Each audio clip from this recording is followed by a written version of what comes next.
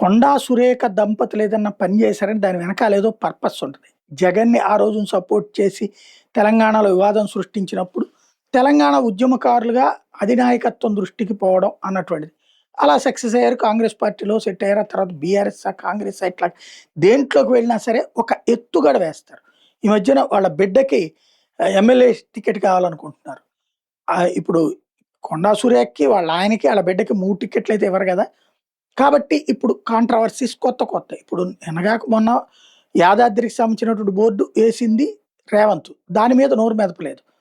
But తాజాగా కడియం శ్రీహరి మీదన అడ్డుబెట్టి రేవంత్‌ని question చేస్తుంది. కడియం శ్రీహరి తన నియోజకవర్గానికి సంబంధించినటువంటి దేవాదాయ శాఖకి సంబంధించి సమీక్షిస్తే అది తన మంత్రి పదవికే ఎసరబెడుతున్నారు అన్నటువంటి కోణాలు. తనను అవమానించారు అన్నటువంటి కోణాలు.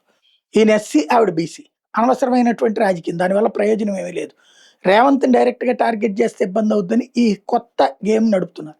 మెయిన్ ఇప్పుడు ఏకంగా ఏఐసీసీ తరపున ఒక మనిషిని విచారణ కోసం పంపించారు. ఆయన దగ్గర తన డిమాండ్‌లని భవిష్యత్తులో తెర మీదకు ఉంచేటటువంటి అవకాశం ఉంటది. కొండా సురేఖ చేసిందంటే వెనకాల ఏదో ఉంటుందన్నది అందరికీ అర్థమయ్యేటటువంటి విషయం.